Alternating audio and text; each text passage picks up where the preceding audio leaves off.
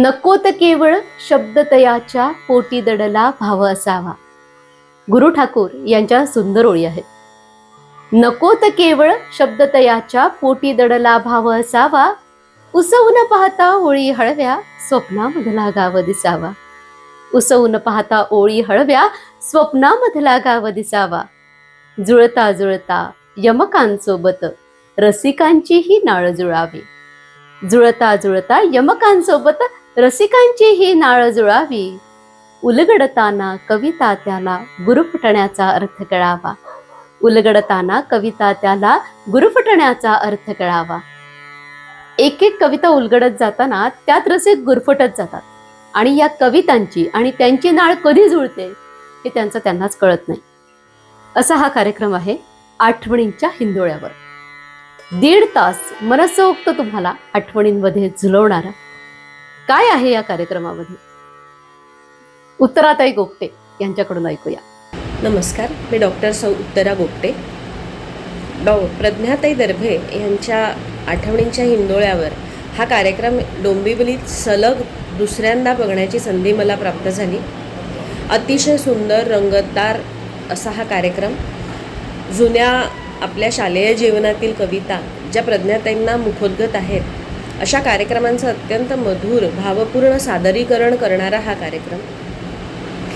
दोन्ही कार्यक्रमांना साधारणपणे प्रौढ असा श्रोतूवर्ग त्यांना लाभला होता आणि कधी हसू, कधी रडू, कधी आसू अशा प्रकारच्या सर्व संमिश्र भावनांतून त्यांना हा प्रतिसाद मिळाला. त्यांच्या कवितांशी अक्षरशः सगळा श्रोतूवर्ग हा समरस झाला होता आणि प्रत्येकीला त्या दिवशी असंच वाटत होतं की आपण आपल्या शाळेत परत गेलो आहे, आपण आपल्या अंगणात परत गेलो आहे, आपण आपल्या आईला भेटतो आहे. आणि अतिशय रंगतदार असा हा कार्यक्रम झाला. प्रत्येकीची भावना अशीच होती की हा कार्यक्रम संपूच नाही.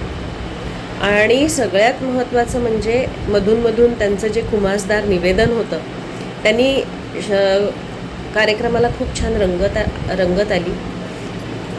खरं तर अशा कार्यक्रमांमुळेच आपण परत आपल्या मराठीची नाळ जोडतो आहे आणि त्यामुळे मला अशी प्रज्ञाताईंना विनंती आहे की आताच्या तरुण पिढीसाठी सुद्धा त्यांनी हे असे कार्यक्रम वारंवार करावेत आणि त्यांच्या या उपक्रमाला माझ्यातर्फे हार्दिक शुभेच्छा. धन्यवाद. ही या कार्यक्रमाची एक छोटीशी झलक. शुभ्र ओळी उमटवत जाणाऱ्या बगळ्यांच्या मनात सतत आकार बदलत राहणारे ढगांचे गुपगुपीत ससे, बाकावर उतरणारे उन्हाचे सोनेरी कळसे, म्हाताऱ्या गुलमोहराचा लाल चुटुक चढा, निळ्या सावळ्या मेघांच्या चंदेरी कळा. माझ्यासाठी ही खिडकीच एक साठवण आहे आणि खिडकीतून सतत बाहेर पाडणारा मुलगा म्हणून शाळेलाही माझी आठवण. असंही शाळेने आपल्याला लक्षात ठेवायला हवं. नेहमी आपण मागे लागतो मुलांच्या 99 एक मार्क. दोघांनाही समजेना. नीट असलेली चादर त्याने उगाच पुन्हा नीट केली. अमृतांजनची बाटली तिच्या उशाजवळ ठेवून दिली. शेवटी धीर करून मग तिनेच अबोला संपवला. बघा, आपल्यालाच वेळ येते कमीपणा घ्यायची नाही. शेवटी धीर करून मग तिनेच अबोला संपवला. रागावलात ना माझ्यावर आणि तू विरघळला. शेवटी त्याने सुद्धा कबूल केला आपला राग. ती म्हणाली, बाहेर जाऊन किती सिगरेट ओढल्या सांग. माझी सिगरेट जळताना तुझं जळणं आठवलं. छोट्या मोठ्या गोष्टींसाठी जीव जाणं आठवलं. अपेक्षांचं ओझं तू किती सहज पेललंस. सगळ्यांचं सुख दुःख तळ हातावर झेललंस. तुला नाही का वाटत कधी मोकळं व्हावंसं, झटकून सगळी नाती पुन्हा आपल्या जगात जावंसं. बोललाच एवढंच खूप झालं. फक्त एकच विसरलास. माप ओलांडून आले होते तेव्हाच मी तू पण गळलं. माझं जग तुझ्या जगात तेव्हाच नाही का विरघळलं. चुलते तुझं दार बंद होतं. डोळे असून अंध. बंद घरात बसून कसं झालंय. जगावरती रुसून कसं चालेल? दार उघड, दार उघड. चूप रे, दार उघड. या कार्यक्रमाबद्दलच्या या आणखी काही प्रतिक्रिया. सांगितलं त्याप्रमाणे लढतपण खेळ में खोया, जवानी नींदभर सोया, बुढापा देख के रोया. हे जे नेहमीच जे आहे त्याची वाट त्यांनी जरा बाजूला सारून आपल्याला परत 20 वर्षाचं केलं. म्हणजे वार्धक्याच्या आधीच आपल्याला परत तारुण्य मिळालं. आणि खरंच आपल्याला त्या हिंडोळ्याच्या झुल्यावर त्यांनी इतकं छान झुलवलं आपल्याला. भूतकाळ, भविष्यकाळ आणि वर्तमान काळ, म्हणजे भूतकाळामध्ये नेलं, वर्तमान काळात आपण जगत आहोत आणि थोडंसं आपलं भविष्याकडे सुद्धा दृष्टी फिरवली आहे. अतिशय सुंदर मधाळ शब्द आणि खूपच छान पद्धतीने त्यांनी आपल्यासमोर हा जो कार्यक्रम मांडला सगळ्यांना अतिशय आवडला आहे. आणि असं वाटत होतं की हा कार्यक्रम संपूच नाही, परंतु वेळेचं बंधन असतं, नेहमी वेळेची मर्यादा असते आणि वेळेच्या मर्यादेमुळे कुठेतरी आपल्याला थांबावं लागतं आणि तसे आपण थांबलो. परत त्यांना पुढच्या वाटचालीसाठी शुभेच्छा. प्रतिभावंत प्रज्ञा झाली साकार. प्रतिभावंत प्रज्ञेची प्रज्ञा झाली साकार. आठवणींचा हिंदोळा, आठवणींचा हिंदोळा झुललो आपण. आठवणींचा हिंदोळा झुललो आपण. वाऱ्या संगे स्मृतीची सुगंधी फुले फुलली मनात. वाऱ्या संगे स्मृतीची सुगंधी फुले फुलली मनात.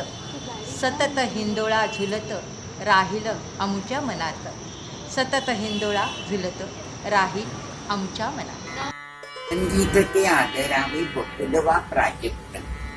तसा प्रज्ञाचा आठवणीचा हिंदोळा आम्हाला जीवनभर प्राजक्ताचा मोहर बहरून येईल आणि जीवनात बकुळ फुलांचा सुगंध दरवळेल. अनेक कविता आणि विशेष म्हणजे सगळ्या कविता तिच्या उत्तम पाठ आहेत. त्या पाठ असल्यामुळे तो कार्यक्रम इतका इफेक्टिव्ह होतोय. सारिका ताई यांचा मनाला स्पर्शून जाणारा अभिप्राय. ताई, आपला आठवणींच्या हिंदोळ्यावर कवितांचा कार्यक्रम खूपच छान झाला. आपण कवितेतील समृद्ध शब्दांना आपल्या हावभावांनी सहजरित्या उपस्थितांच्या मनापर्यंत पोहोचवलं. माझी कन्या या कवितेचं सादरीकरण इतकं अप्रतिम झालं की सर्व सखींचे डोळे पाणावले. लहानपणी बाईंनी अर्थ सांगून शिकवली, पण आपण ज्या भावुकतेने सादर केली ना, अगदी बालपणात तर पोहोचलेच, पण अंतरंगात बाबा भेटले. प्रज्ञाताई, खरोखरच गतस्मृतींचे आपण फुलवल्यामुळे मन लागले डोलू, झुलू लागले आठवणींचे हिंदोळे. कार्यक्रम संपूच नये असं वाटत होतं. आपले कार्यक्रम असेच बहारदार होत राहू दे आणि पुन्हा पुन्हा आम्हाला ऐकण्याची संधी मिळू दे, हीच ईश्वरचरणी प्रार्थना. आपली पुढील वाटचाल अतिशय यशस्वी हो, त्यासाठी आपणास मनपूर्वक शुभेच्छा. आपले शुभचिंतक सौ सारिका चितोडकर, डोंबिवली पश्चिम. योगिताताई यांची मनाला साथ घालणारी प्रतिक्रिया. सक्षम महिला मंडळाच्या कार्यकारिणीतर्फे आणि रसिक श्रोत्यांतर्फे मी सौ योगिता बदन आपल्याला आदरपूर्वक नमस्कार करते. आपला आठवणींच्या हिंदोळ्यावर कवितांचा कार्यक्रम अतिशय सुंदर झाला. तुमच्या ओघवत्या वाणीतून इतके सुरेख शब्द पडत होते, जणू काही समुद्रातून मोती वेचल्याचा आनंद आम्हा प्रेक्षकांना झाला. बालपणीच्या कविता तर तुमच्या अगदी मुखोद्गत आहेत. कार्यक्रम बघताना आम्हाला असं वाटलं होतं की अमृत घड्यातून अमृत बाहेर पडत आहे. खरंच तुम्ही आम्हाला आठवणींच्या झुल्यावर झुलवलं. खूपच मजा आली. कविता संपूच नये असं वाटत होतं. तुमच्यावर सरस्वतीचा वरदहस्त असाच कायम राहो, हीच परमेश्वर चरणी प्रार्थना. आणि आम्हाला असे उच्च दर्जाचे कार्यक्रम ऐकण्याची नेहमीच संधी मिळो. पुढील वाटचालीसाठी तुम्हाला खूप खूप शुभेच्छा. प्राचीताईंची ही भावुक करणारी प्रतिक्रिया. आठवणींच्या हिंदोळ्यावर शीर्षकाच्या नावाप्रमाणेच बालपणात घेऊन गेला ताई तुम्ही. खूपच छान.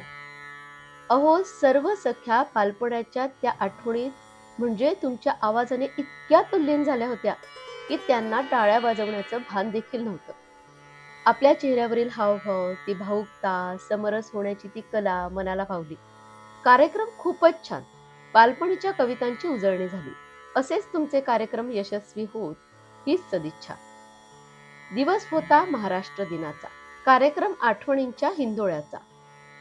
आवाजात होती भावुकता, सख्यांची झाली तल्लीनता, गात होत्या दर्भेताई, ऐकण्याची सख्यांना झाली घाई. सौ प्राची प्रदीप मार्कंडे, डोंबिवली वेस्ट.